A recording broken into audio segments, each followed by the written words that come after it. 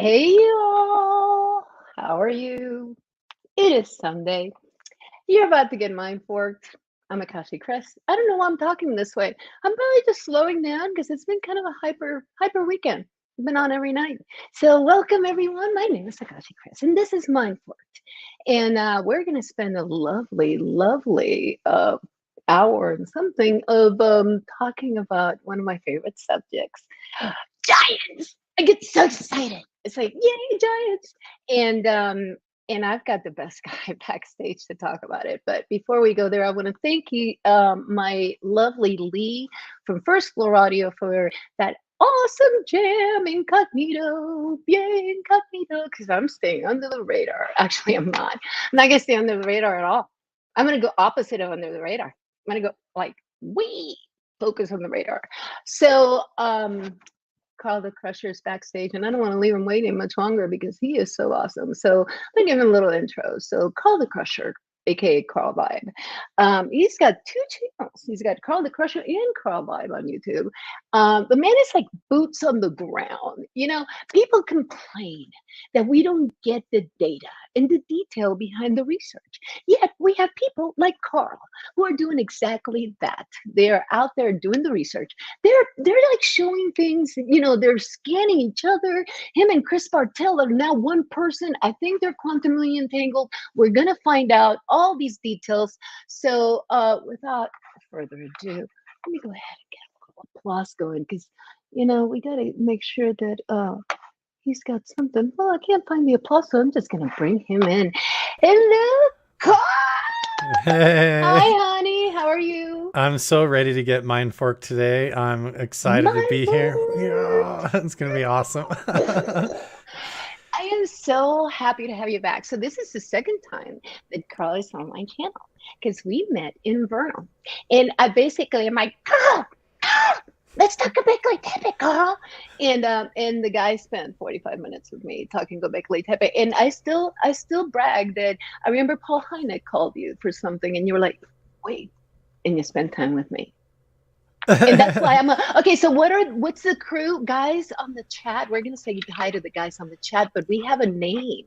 A lot of your what did you just call us?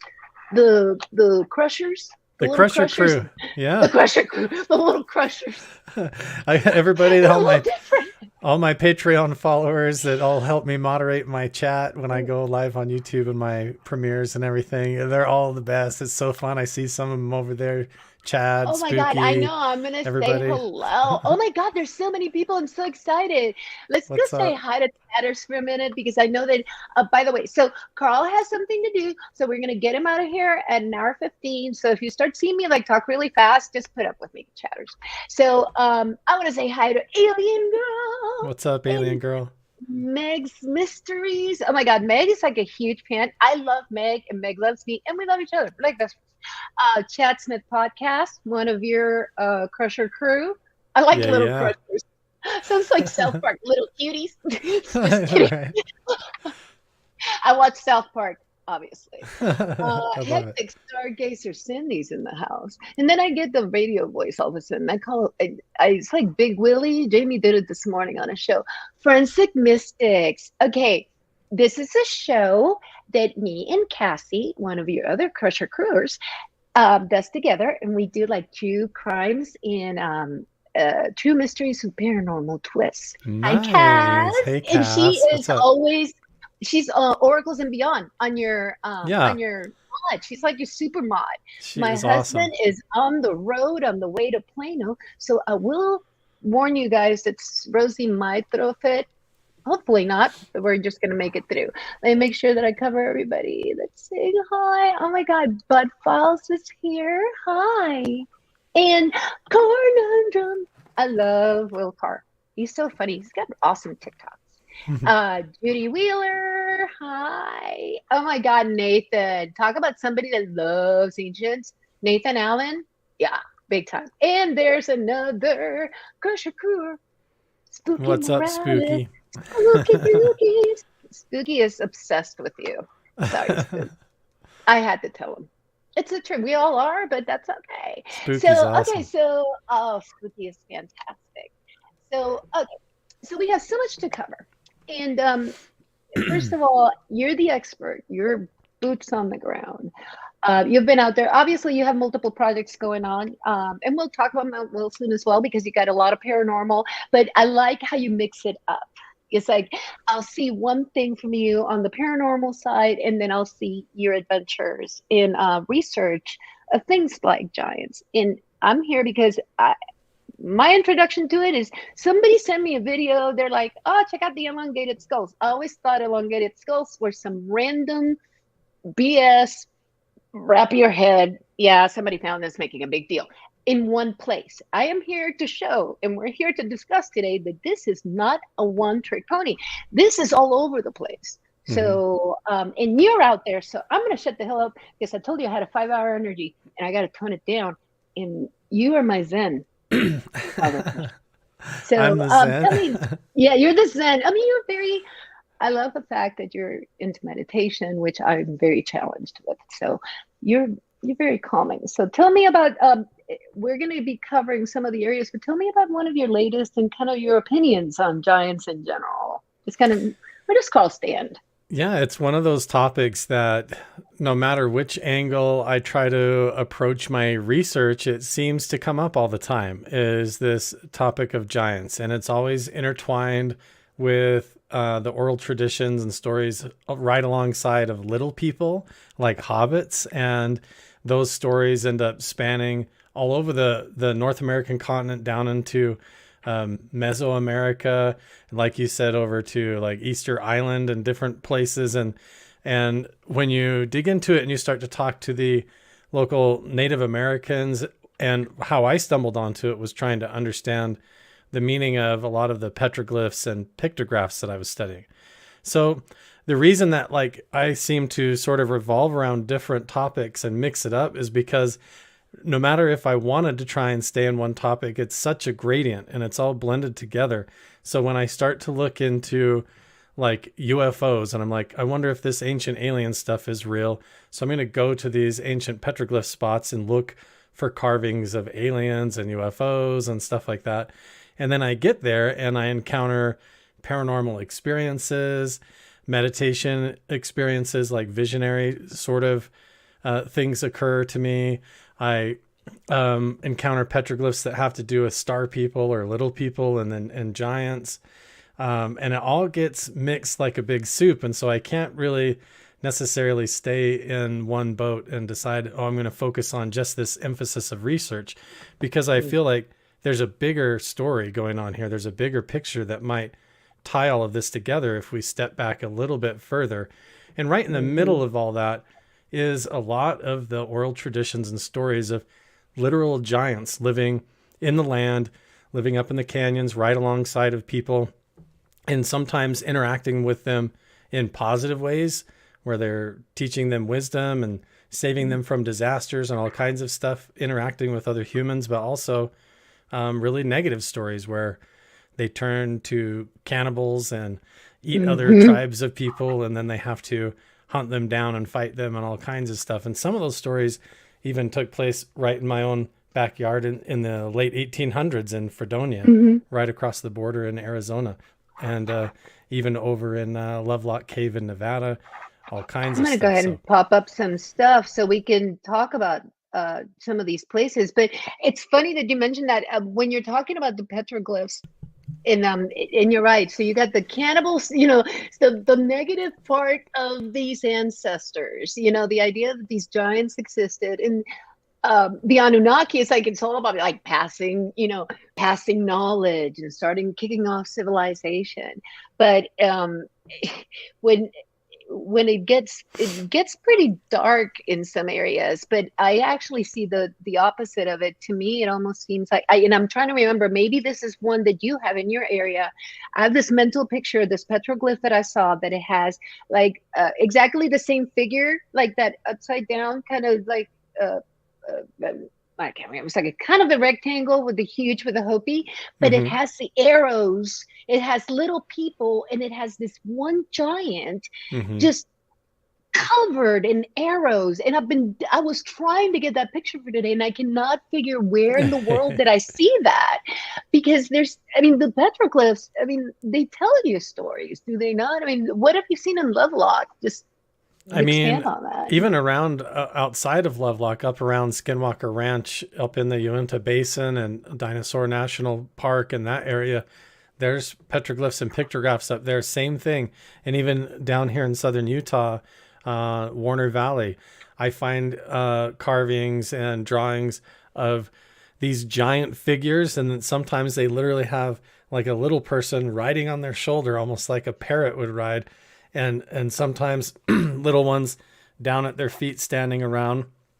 And what's weird is they have either headdresses or horns sometimes, but they have Mm-hmm. different ways that they're dressed and that they stand that seem to depict like they also belonged in tribes, or maybe in certain areas the giants were like revered as like gods or something, or supernatural special entities of some sort. They had special abilities. Like they often had depictions of extra digits. So they'll have like 6 fingers and 6 toes on each hand.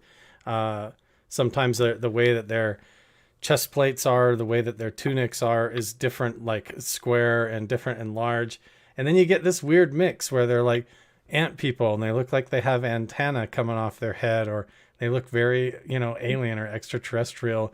And then it starts to blend in with legends of the star people and ant people. And it all becomes like an interesting mythology to where it's hard to sort out. But some of these stories, of the giants, span all the way up into early days of the settlers and pioneers. I mentioned Mm-hmm. Fredonia in Arizona right over here. There's stories of the early miners when they were going out and looking for like scouting for minerals and places where they could mine. There's stories of them encountering caves and places where they actually ran into giants and killed them The and then hid prospectors, them. The right? Yeah, prospectors, the yes. prospectors bumped into them.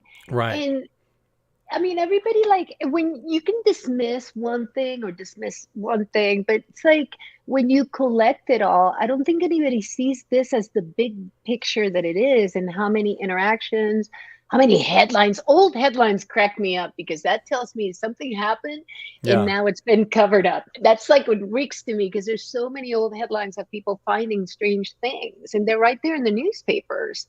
And then, oh no, they're not there anymore. So in Fredonia, what's going on in the Grand Canyon? The Is Grand there really Canyon like is, cities under there? What do you heard? yeah, Marble Canyon and the Grand Canyon all the way over to Chaco Canyon, and all of that area is tons of oral traditions from the Hopi and the Native Americans that go back to them, having to fight against giants, and then stories of them also interacting with giant people. And again, the ant people and the star people. It's all like this interesting mix. And so what's fascinating was when you go try to debunk this stuff or go look around, even if you're like, maybe there's nothing to it. When you go and you look at the petroglyphs and the carvings and you start to see all of that in the petroglyphs, and then you talk to the Native Americans and you try to research out what does this mean and what were the stories about all this and what was going on here. It's all in there. And so it's Mm-hmm. funny because I'll get a lot of criticism sometimes. They're like, "Oh, you're just going up to these petroglyphs and you're speculating and guessing that this is about aliens." And I'm like, "That's true. It is speculating, but I'm speculating Speculation. based on the local tribal people and their leaders and their spiritual traditions and stories, plus what I'm seeing with my own eyes when I look at it, and matching all that up with this bigger picture of what the whole history of the world shows, all the way down to the elongated skulls and stories that even some of my friends have told me where they've been, asked to go help on mining operations and locations, and that they've found bones and artifacts and stuff like that. Not to mention, there's just like the known history of the ancient people of North America, like the Hopewell, the Adena, the Mississippi mound building culture. Those cultures went back to like 1000 BC, and there's evidence, like in Aztalan, Wisconsin, where in I think it was I got 1838, it. I got that one. I Wisconsin. got Wisconsin. Yeah, there you got it. Yeah. They found, a 7'4" female skeleton and an 8+ male skeleton there. And there was like a tablet with writing on it, a big stone arch. There's giant mounds all over that have been like pillaged. And then it's all mixed in with hoaxes and stuff. People trying to, sell fake artifacts or even start religions, like, and stuff will come up with fake things and claim false cultures to these mound building cultures and stuff that did exist, and it creates a lot of confusion. But But isn't that the case with everything? It's like everything that we try to study, then there's somebody that's gonna muck it up, and then it like makes it, it like somehow just kills it for all of us. Yeah. Because I immediately, when I first heard about this topic, I dismissed it. I was that short-sighted person. Hi, Rich Cat, saying hi to people as we go along because I'm multitask. But it's like so. Anyways, like there's not just some elongated skull sitting somewhere. You cannot expand the size of the skull. You can reshape it, but you can't make it bigger. And the fact is that a lot of what they saw is, we're talking about 25% larger than a human skull, and where these, think about fear, right? We're lower species fearful of this higher evolved species. That's what I keep going to. It's like, did we, whatever we are, killed whatever was here before, and it's just so fascinating to look at, because there's evidence everywhere, but so back to I want to go back to Grand Canyon for a minute, because over in the Grand Canyon you have these, I was looking through all your videos and I'm like taking snapshots, and there's Carl, and then there's these huge caves, which, by the way, when you look at them, it totally reminds me of Derinkuyu over in Göbekli, over in the Göbekli Tepe in Anatolia side.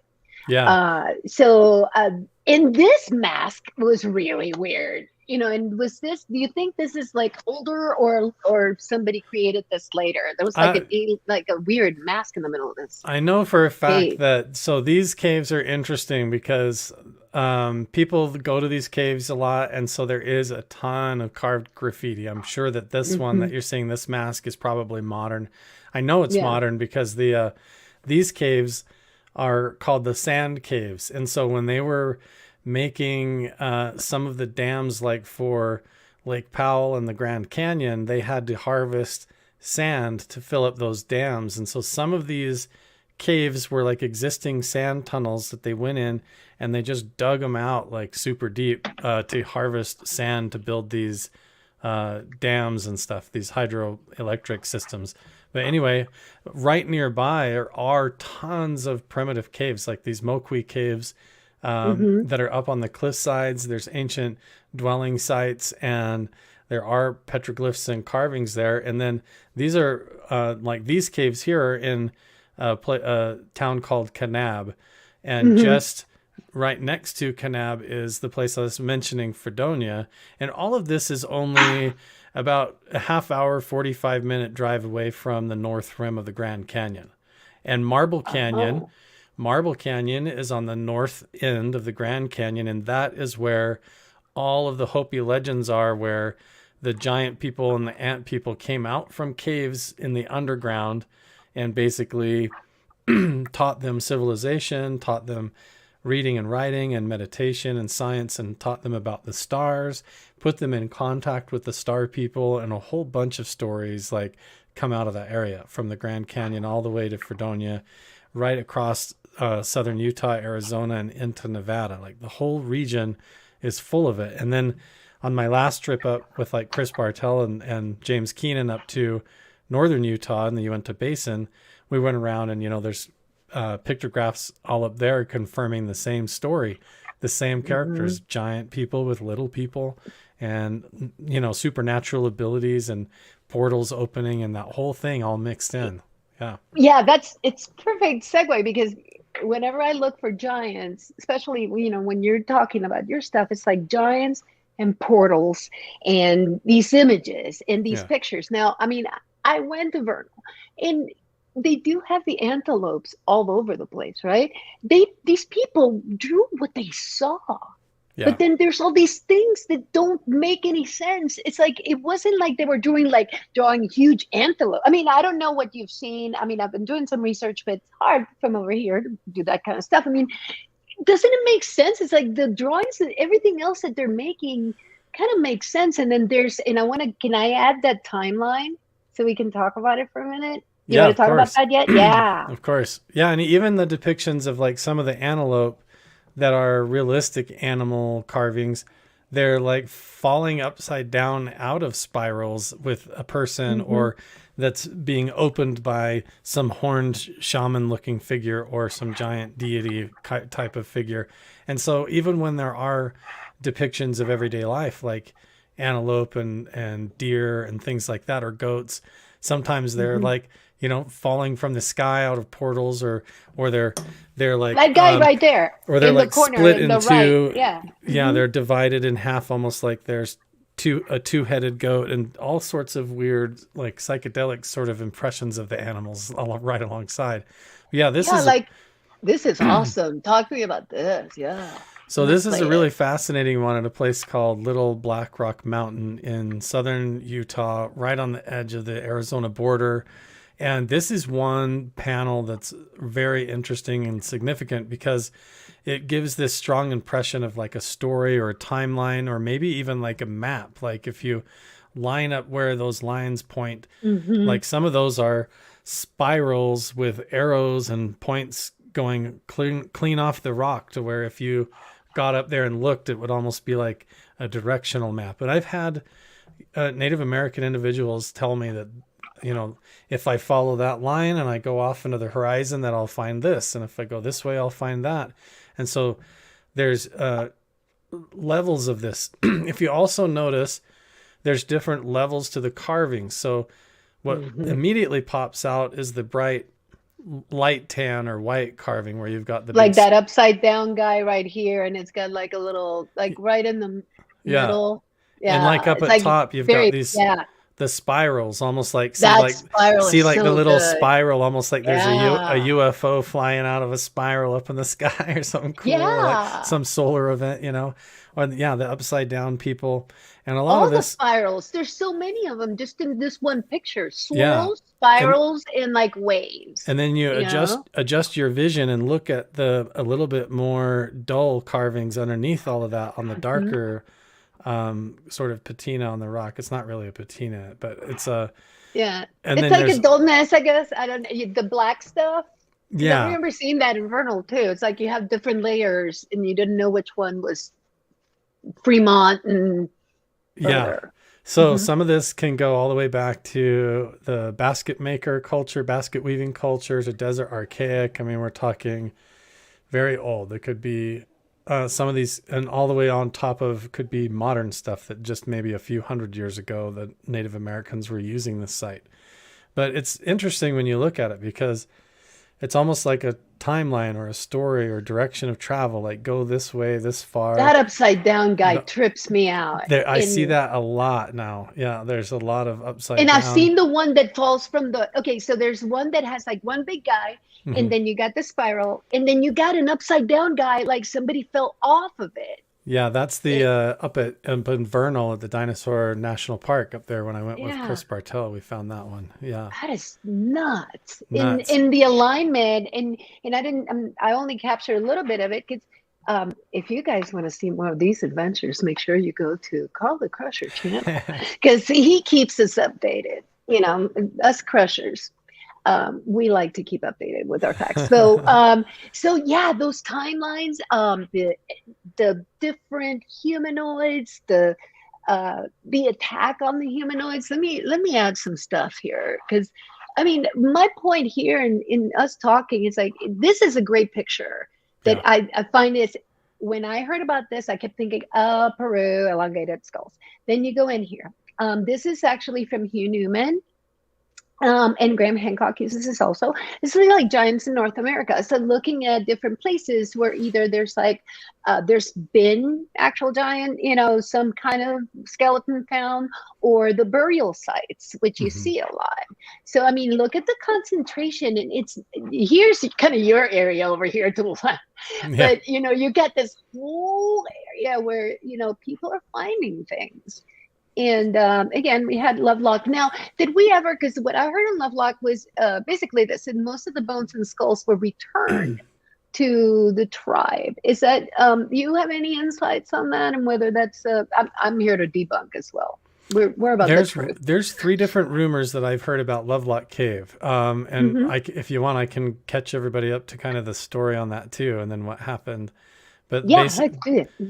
basically, the story is that there's an oral tradition in the Native American tribes that there was a band of giants that was cannibals, and they were coming into the villages around the area across Nevada and even into Arizona and southern Utah, and was basically harassing people and taking children and causing havoc. And so there was a group of Native American hunters and warriors that formed together like a band of special forces, basically, that were specialized as giant slayers, giant hunters.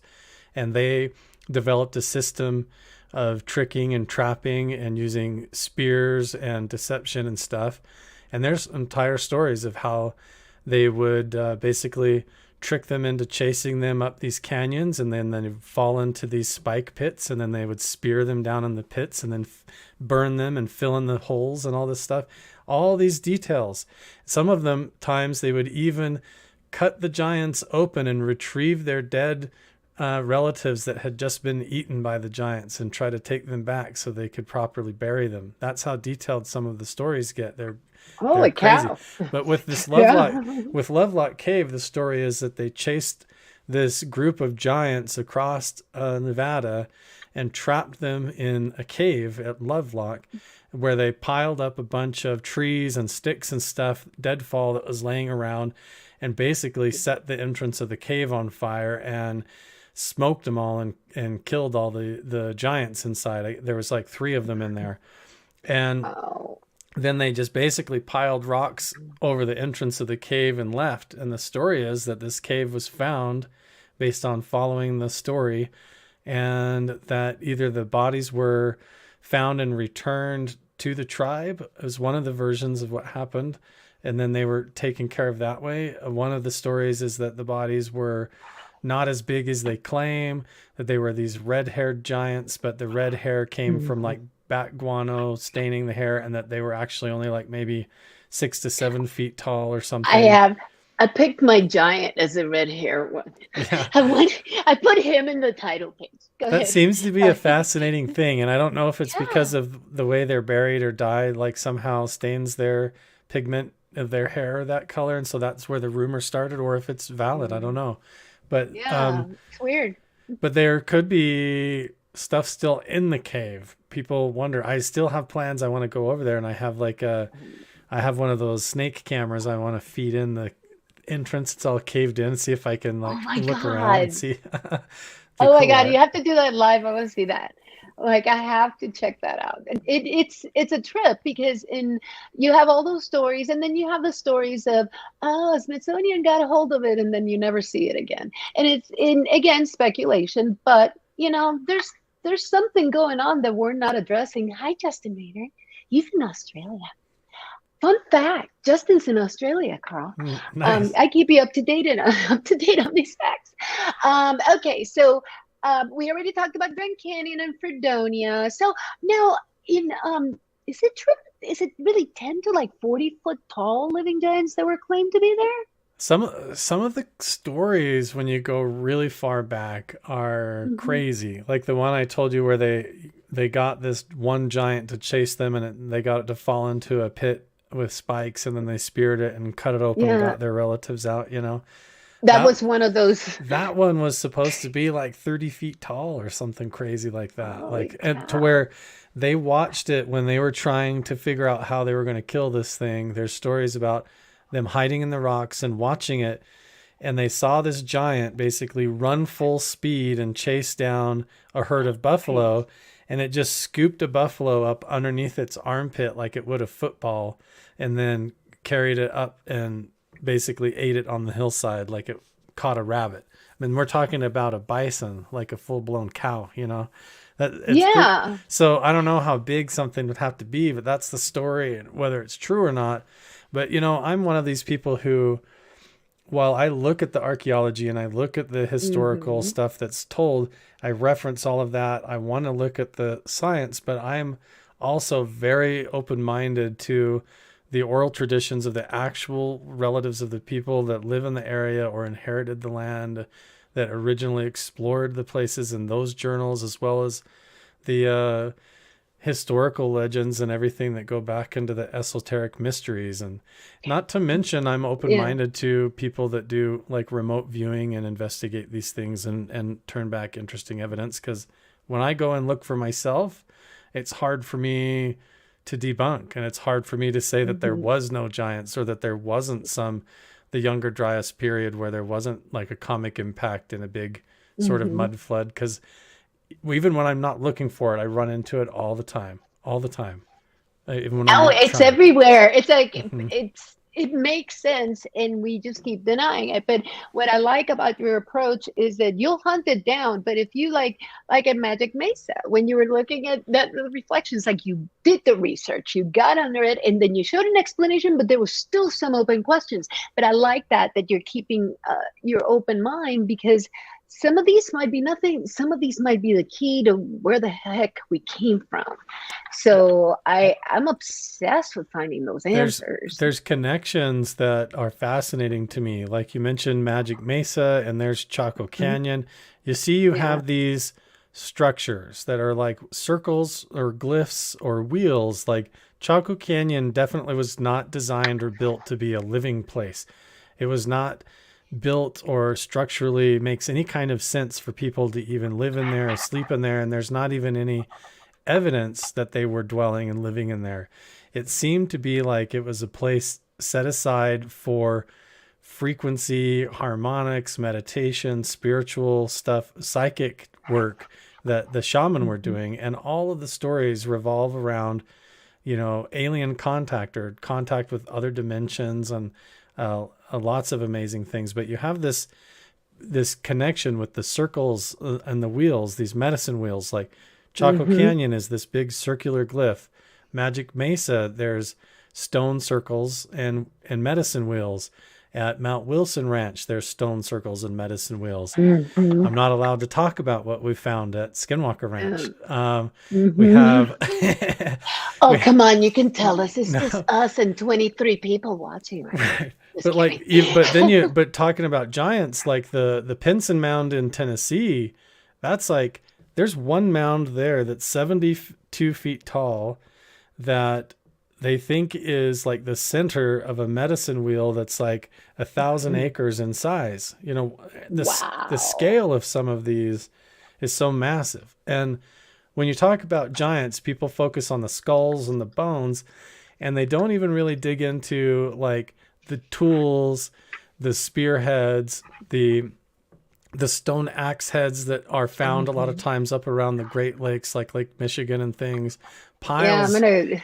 stone I'm going to tools that keep are, going because, yeah, I mean, they're all over the place. they find these stone axe heads that are so big and spearheads that are so big they would be, or hammerheads that are so impossible to use for a normal person. Like you would never be able to hardly lift them, but they're all Yeah, I over. just saw one, the axe, the metal axe that is like so humongous. Yep. I mean, but again, what do we discuss, especially on my show and your show? What do we discuss? We look at these petroglyphs, we look at these and these megaliths and these monoliths, and it's like, wouldn't I mean, not that I'm looking for an explanation, but if you happen to have, I mean, these are huge that we can't lift it. What's to say that whoever was here before wasn't twice as big as us?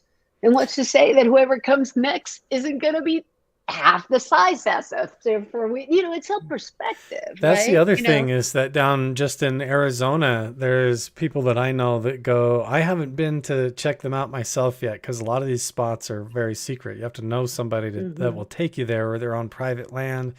And there's like villages, stone huts that are so Mm-hmm. tiny where the entrances and the windows would, the person would have to be like 2 feet tall to go in and out of Mm-hmm. them for them to make any sense at all. And they're literally like little tiny villages of stone huts and houses, these little arched, they almost look like a little Star Wars village for little people. Yeah.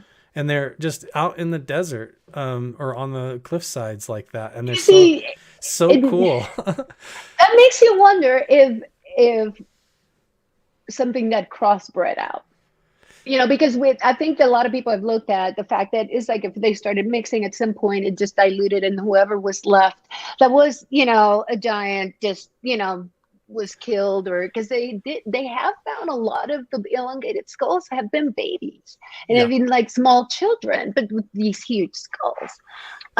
It could So it's be like, indicative of like what Graham Hancock and Randall Carlson are talking about a lot in their show, and when they went on the Joe Rogan podcast, they're talking hmm about the Younger Dryas period where there was, like 18,000 years ago or around that time. There's strong evidence that reality and the planet as we know it and life on Earth as we know it was completely different than we understand, or we have forgotten vast aspects of human culture that used to exist in North America, South America, and all over the world, like that include different cultures and different races of what we would call types of humans, different hmm forms of human life that are what we would consider more like fantasy based, almost out of Lord of the Rings. But it almost speaks of that, a time period where that was a reality. And then something occurred, like a comet impact, where hmm there was a huge cataclysm where there used to be large waterways and marshlands with fishing environments, and everybody was traveling around on reed boats and this hmm lush environment. Suddenly, this comet impact came through. The aquifers collapsed. There was earthquakes. The glacial formation started to rapidly melt, and so there was massive floods. Like they refer to it as mud flood, and I don't want to, hmm speculate a whole ton about the validity of like all the mud flood speculation because there's a lot of bogus stuff mixed into that right now. hmm But this Yeah. idea that there was a big cataclysm and then these places that were fertile, rich hunting grounds completely got decimated into desert wastelands and Mhm. dry lake beds, and their ability to travel, their entire way of life may have completely collapsed. So some of these forms of life, like little people or giants, and maybe even some of the remnant aspects of the dinosaur that may have still existed alongside of humans, could have Mhm. been wiped out and not survived that phase. And so you see evidence of that, like a residue in the carvings and in the oral traditions and the stories, but those actual um, creatures or entities or beings didn't survive. Mhm. They went extinct, and then the evidence of that was sort of hidden because becomes complicated. If you start Yeah. to discover these artifacts and bones, then area that you would normally go in and drill for oil, suddenly you have to close off. Mm. You have to Yeah, and it preserve, becomes because it's all about money. I mean, Yep. at the end of the day, the minute that this becomes slightly inconvenient or it gets in the way of profit, it will get shut down. And then we're left looking for answers, yet having the puzzle pieces are hidden, destroyed, Yep. or just the stigma put on it. Yeah. Let's put the stigma on it. Let's call it all crazy. Let's Even just up call it all around, crazy, and then that way they won't believe it. I even there's, mean, you have the locals that even maybe know that there's um, burial sites or bones or different things like that on their property. The last thing they want to mhm, do is have government entities or hostile entities or yeah. trespassers suddenly swarming on their property, pillaging things, trespassing, ruining their way of life to where they've got to move. They feel like they can't live in peace anymore. And so, very natural response to that is to keep it completely secret, to hide all of the stuff, and just maybe show a few people that you trust along the way. But otherwise, a lot of that stuff just remains hidden, even just from the landowners, not to mention when it does come out and then gets completely covered up, either by religious organizations that want to hide it because it doesn't jive with their story, or Yeah. big historical institutions that also have narratives that they want to control. Because with these stories come ancient understandings. And that's the reason that Hmm. people don't understand why hide the legends of giants. Why would you take their bones and hide this whole history and pretend like it didn't happen? But when you Hmm. realize, you know, the type of magic that they were using, the type of rituals they were doing, the sort of meditation they were doing, the way that they were connected with the electromagnetic field of the earth and the universe, and how they understood other dimensions of reality at a different Hmm. level, there's a lot to be kept secret there. So when you're talking about just the oral traditions of giants and hiding the bones, you're also Hmm. hiding the entire culture of those people, their esoteric wisdom, their knowledge, what was written in their books or tablets, everything else that maybe um, big agencies that have other forms, like, I don't know, like the DOE and other Hmm. organizations, wouldn't want out. They don't want free energy to get out. They don't want Oh, ancient. can you imagine? How would that would rock everything? I mean, we're so tied to these Right. dependencies that I don't know how we're going to unravel it. I Yeah. mean, honestly, unless everybody was on the exact same page, and that Yeah. will never happen because it's all about money and profit. And Part of it is just controlling an awareness, like a conscious awareness. They don't want us, like, imagine if there was a whole library of secret wisdom to where you could literally, if you read these books, you could become like a Jedi and levitate objects and learn telepathy and do remote viewing and that's such astral a good point. projection. And you don't want that to come out. And if you Mm-mm. realize that's what this whole culture was into and a part of and doing, and how they did what they were doing, and explains a lot, that's a big part of why you want to keep it secret. It doesn't We're fit in not with in. ready. I mean, look at how we are as a species and what we do Right. with whatever knowledge we are given. If we are given the keys to the kingdom, I'm not sure we're going to survive because people we're just not nice species. I'm sorry, sometimes we just suck, and this is all over the place. Like I was looking, we were talking, back and forth on Twitter, and it's like, okay, where do I go? How many things? It's like how many places? And you start to find all this is San Antonio. You used to live in San Antonio. It's like Texas, beach giants, gold, unearthed. And maybe some are true, maybe some are not. But these are actual headlines. Body of giant found in Michigan. So you got Texas, you got Michigan. You got that entire area. You saw that whole North America map. You got New Mexico, which giant skeletons found. Abraham Lincoln talked about it. He talked about standing at the banks of the Niagara Falls and talked about the giants, and he was metaphorically referring to the giants of the waterfalls, but also Mm-hmm. making reference to this mound builder culture that inhabited that entire region all the way across the states that they all knew about. you know That's crazy that Abraham Lincoln was talking about this, and this is where it's weird because you get newspaper clipping after newspaper clipping after newspaper clipping from all over the place.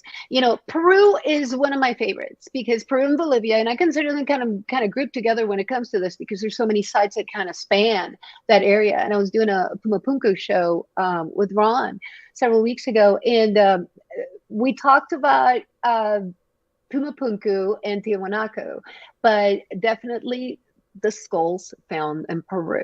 Now, Mm-hmm. I mean, to the point that whoever knew the area knew enough to know where to dig them. And this is the story I heard. You correct me if I'm wrong, if you've heard something else.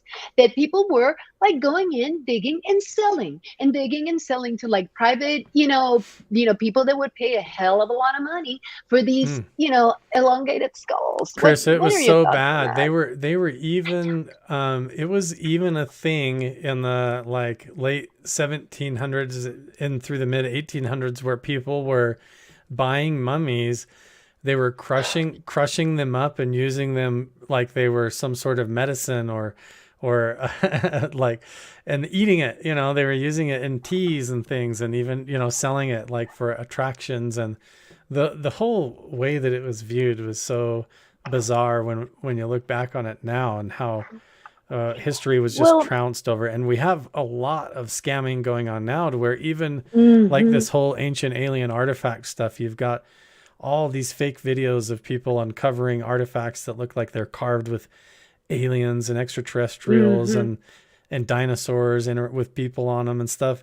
And I would just guess that 99.9% of those are bogus, and unless you really validate them through the proper sources, I would not like trust a lot of that stuff. But what's fascinating is yeah. hmm just the undercurrent to it is that only one incident of it has to be real for it to be a valid thing, you know? yeah. And so only one of the skulls has to really match up to be an anomaly.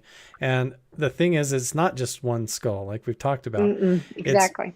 it's completely separate cultures and traditions and tribes and even continents all over the globe that kind of tell the same story, that these things existed during one time in Exactly. Earth's And I and history. I include this part of Peru because I'm like trying to tie it all together, and it's like we still cannot explain these lines and these drawings and how they were so detailed yet, without any means of going up in the air and being able to see it. So how were they able to? So that's why I kind of throw my little breadcrumbs in there because I'm starting to go down rabbit holes, and Mm-hmm. I'm going to try to tie those two together. But in India, you got stories of the 31 and a half foot giant skeletons found, and whether the pictures are real or not. I've been looking into the Rakigari cemetery and the stuff happening there. So I'm trying to make a point of the global the global I'm going to use a word, globalness. There, I made up a word that's in the dictionary. The globalness of the situation, because in Rome, disappropriately long limbs found. I mean, it's like this is a regular limb. Here's freaking humongous limbs that are just randomly found in Turkey, and you got Anatolia, you got the Tepes, you got there in Kuyu, the beginning of civilization. They're keen astronomers, and we start to see proofs of either graves or places where it's like very large, or potentially this bone, which I'm still looking into to see if this particular femur, because I'm such an expert, I'm going to go check this femur myself. I don't even know if that's a femur, but I just said that happened. And then Spain, the dance of Altos, so it's like Spain has its own, excavations and studying of giants. And Easter Islands. You and I talked about Easter Islands when we were in Vernal. It's like one of my Mm-hmm. favorite places.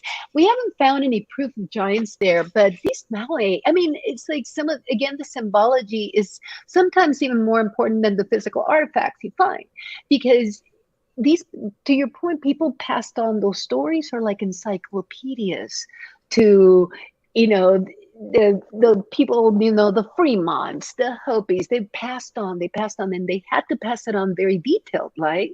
So it and all the stories kind of match. In Easter Islands, you got all these statues, which, by the way, I haven't even looked to see what happened after some burned down, because I think I'll cry. But Mm-hmm. didn't you say that there was stuff like symbology behind? When we were in Bernal, you were talking about symbology behind these guys. Was Yeah, there I like mean, some, there's some similarities, interesting enough, that go from the Easter Island and the way that they're standing and dressed and hold their hands and how they're carved and everything that goes. It seems to connect with not only the Olmec but Göbekli Tepe and some of those hmm, the similar. soldier, Yes, the pillar similar. 18, pillar 18, exactly. Right. And so Hmm. it's hard to know if those are just like coincidences that come up so similar, but I see the same thing again when you look at the symbolism and the depictions of everything from the Sumerian gods like the Anunnaki, and I'll find Yeah. stuff in my backyard out here that looks like Anunnaki stuff, and so I'm Oh like, my God, that the I saw in one of your latest videos with James Keenan, it had like this symbol, the one that they wear on their bracelet. You know how yeah, they have the bracelet and it has like the ring, like the circle the with the picture that you flower. have in the Hmm. background behind Yeah, I us think that's there, the one, but I'm like, I'm trying to figure out how this to pop the it up. star I know, I'm trying to symbol get us out. star symbol right here Yeah, it's in the middle. I in the just, middle, okay, here, I'm gonna read. even with no, I'm here alone. Yeah, Here it is, and there you here we're go. back. There There we you go. go. That was it. Right.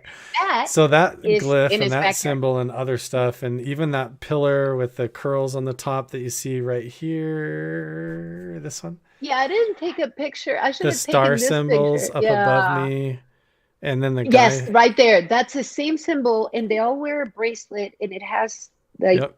uh-oh, you there? Yeah, I'm You're here. frozen. There we go. Yeah. So they all have the bracelet with the flower and then the acorn. And Mm-hmm. you saw the acorn too in your part, neck of the woods, The pine right? cone thing, yeah. The pine cones, like And that then they acorn. always have the horned headdress Right thing. there. A lot of times they have wings on their back and they're dressed with the tunic with the lines on it.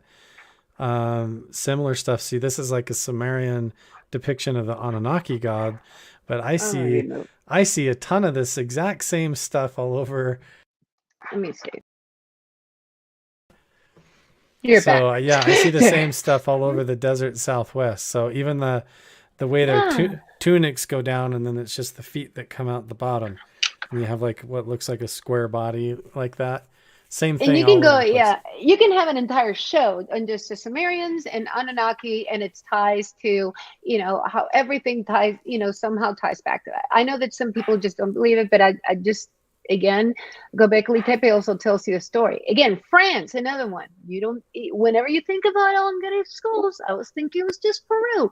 And you could have an entire show on Stonehenge in ancient Britain. This is also from Hugh Newman. And here's a map, and all those little skulls are where they have found some evidence of larger than life beings. Hmm. And especially the graves, the empty graves. Isn't that a trip? It's like they're finding these, their grave sites meant for something that's, I mean, why would they build these huge grave sites for one person when they're like 10, 12 feet? Yeah, I some mean, of them they're like, oh, they were burying cows inside of them, and I'm like, really? Were they cows? yeah, it's like I'm not, to me, I'm not a big believer in coincidences. At the same time, I try to be helpfully, I try to stay, distance and just keeping, open mind yet not just jump in. But there's something to this because I had originally dismissed it. And again, you cannot hide the heron. You cannot increase the size of the human skull. Oh, how about the suture lines? Do you know anything about that? You know how they found some skulls without the suture, but how many are there? And is it a freaky thing Yeah, or just normally something? how like a regular human skull has the same amount of sutures in the developing skull and shape, as well as like, newborn babies have the soft spot that develops, but then there's these abnormal elongated skulls where the bone thickness is way different. The shape of the skull is way different. The eyebrows are different. The orbital sockets are different. The jaw size is totally different and disproportional. And it makes you wonder. It's hard to know if the elongated skull phenomenon is something to do with like a hybridization going on, or some sort of genetic manipulation occurring, or if that has something to do with the giants and interbreeding or something like that. Or Or what were they trying to copy, right? Because you right. like to dress up as people that you want to be or that Yeah, you trying to, admire, so or, you do find, yeah. cultures that are strapping their heads and trying to elongate their skulls, almost like to emulate something. And so, but there are those cases where the I skulls are see what you found. mean. It's like there could be a second phase of when they started crossbreeding and Right. bringing in, you know, For giants with smaller for creatures. Because I mean, the example, stories say that. Mhm. like you run into like a Native American tribe and they will have a shaman that dresses with like elaborate feathers and wings and then horns, deer antlers off the top of their head and certain makeup with a mask on and everything. And so then you look at the petroglyphs and it's easy to say, oh, they're just drawing the shaman, the village guy who dresses up like this. That's what they're depicting as the story for the shaman. And you can Mhm. stop there and say, yes, that's true. But then when you say, but what is the shaman doing and why is he dressing that way? And what does the ritual mean? And what is the story of the ritual that he's doing? And it all has to do with, well, he is dressing like the sky god, or he is dressing like this particular deity that came down from the heavens or came up from the ground or was involved in this particular story. And then they're doing all this like as proxy or in similitude of some supernatural occurrence or event. And it's part of this whole story that includes the totally mystical stuff. And so it's Mhm. not just like the shaman, the petroglyphs and all of that are depicting um, just myths and like people playing dress up to do rituals. The people dressing up to do rituals are doing those to try and tell the oral traditions of real things of their ancestors and things that occurred that completely shaped their culture. And he's dressing Mhm. up like that because that's what they saw and he's carrying on that story. And so you have to keep going deeper and not just dismiss things as just fun folklore right off the bat, because these are sacred traditions of the people who lived here way before uh, white people came along, you know? Yeah, yeah, and we gotta, we gotta respect it. We gotta read it. We gotta see that that's part of the equation. We can't just ignore it because it didn't come from the internet or because the government doesn't tell us so. The stories are so similar across so many religions, so many, different cultures, different backgrounds. The stories are so similar. It's like I don't believe in too many coincidences. But before, okay, so I know that we're heading towards the top of the hour, and I'm being mindful, and we do have a little special guest backstage, and I'm going to bring up in a minute. But before we do that, Carl, because after that we're going to do a couple of fun things. So Mount Wilson, what's going on? What's the latest? You're working? Are you focusing on that? Are you doing kind of both? What's going on? What's next? Most of what I'm doing right now is focused at Mount Wilson Ranch up there because of what we've Mm-hmm. been discovering. And in fact, after this, here in another couple of hours, I have a new video dropping on my YouTube channel. Everybody can go check it out if they Ooh, want. Where yes. we used I took Chatty, put that in the link. yeah, we Go ahead. had Chris Bartell from Skinwalker Ranch, had Chris Lato from all of his stuff that he's doing at the Oh Lato my God. Files, and then Brent Stone from Museum of Tarot, and then Jeff from the owner of Mount Wilson Ranch, and we did Mhm. infrasound tests up at Mount Wilson. So infrasound is basically a very sensitive device that can detect any kind of pressure anomalies. Even Mhm. it can detect even like a meteorite entering the atmosphere. It's that sensitive. And so Mhm. we compared that data alongside with EEG brainwave scans. And so we actually had Uh, headsets that we put on and we conducted meditations. And then we went around to different locations at Mount Wilson Ranch where there's a lot of paranormal occurrences that happen, like where credible people say that they saw a ghost or saw a UFO or encountered aliens, or all where they saw the ghost of the shaman and all this yeah. stuff. And so we went to these spots and basically did certain protocol to try and amplify the energy, but we also tried to just see what the natural energy of these locations were.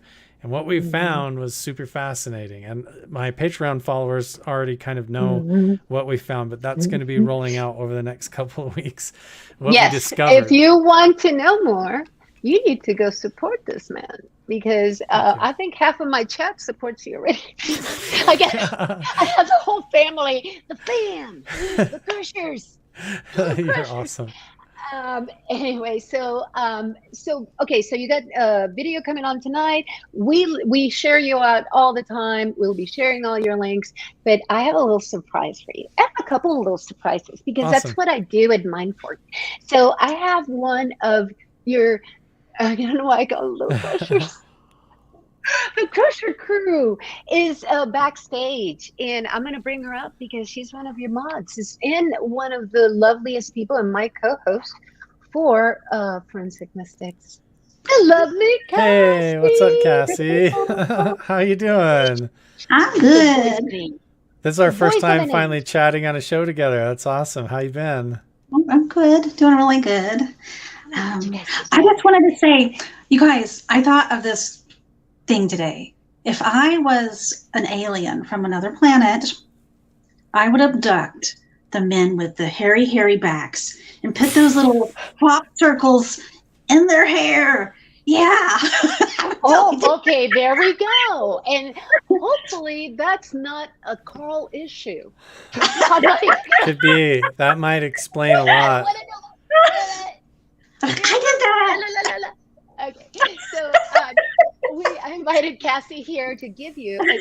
Cassie has like the ASMR voice, and she does the best readings. So she's actually going to do a reading for you, Carl. Oh, because nice. we love you. As Thank you. You know, the community pays back to Carl for all his research. Cassie, I'm going to shut the hell up and let you do your thing, because you're awesome. I would love a reading. Thank you, Cassie. That's awesome of you. Have you ever had a reading?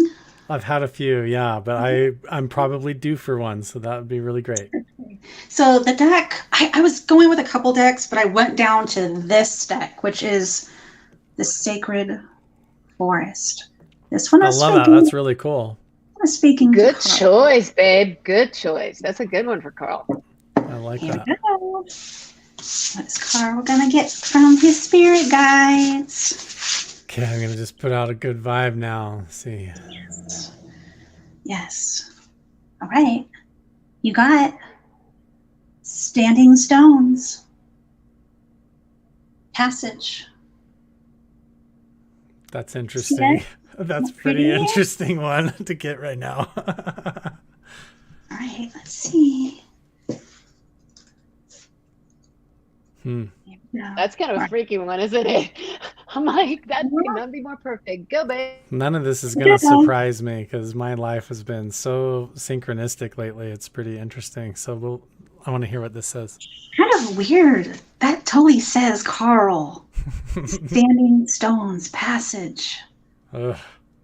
Here we go. As you walk, you come across large vertical stones standing in a circle in the center of the sacred forest. You know that the step inside this sacred ring is not to be undertaken lightly. It is an act of power. With solemn grace, you enter immediately. You feel a shift occur within you. It's as if the floodgates of your soul have opened, and there is a download of cosmic information occurring within you. Many believe that standing stones are a place that allow one to embark on spiritual journeys from one realm to another. They can also mark the transition from one stage of life to another. Remember that although life changes, you are eternal. Celebrate all the transitions in life, and you will experience profound harmony. A voyage of the heart and soul is ahead. This journey may be spiritual or physical in nature. In either case, it is kind of a sacred pilgrimage. Have courage. A great ship can stay safe in the harbor. But that is not,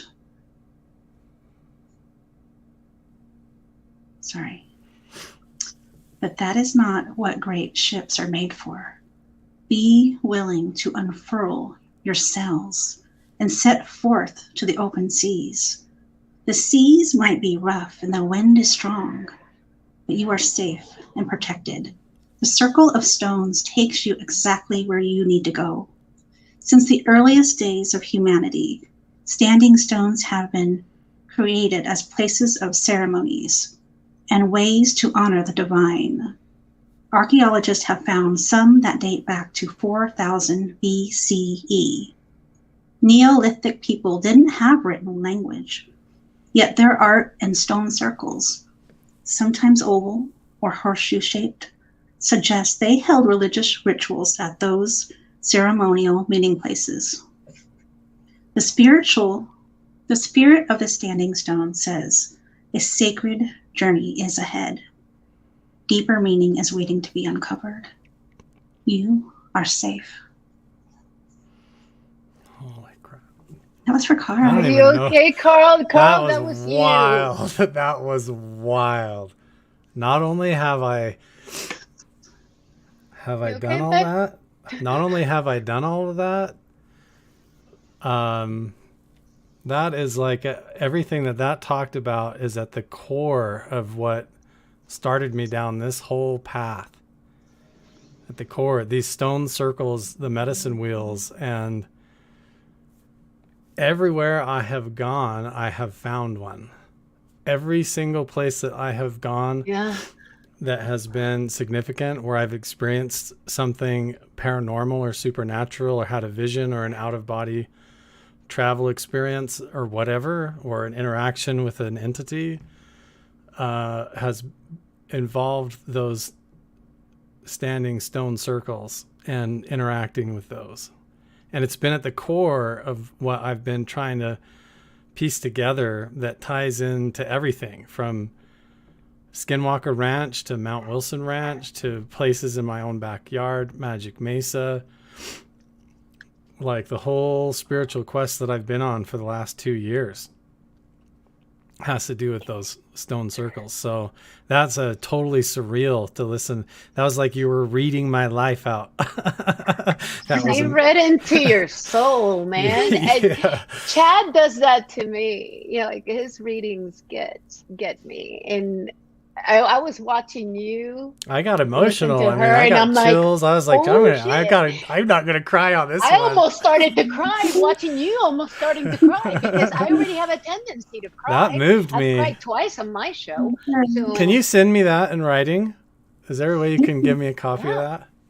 That was way cool. we'll get you a copy of that. How cool that was So- the card that we got drawn. That's- She was thinking like, Tell me. what deck? And she just came up with this. I love it. Because It's I like the have perfect freaking card two for other you. It could not decks, be and more perfect. Thank you Yes, When so you much. focused, you got into it. You were like thinking, you got in the right mindset. And Cassie's another one that gets me. It's like, and her voice just makes it just so much better.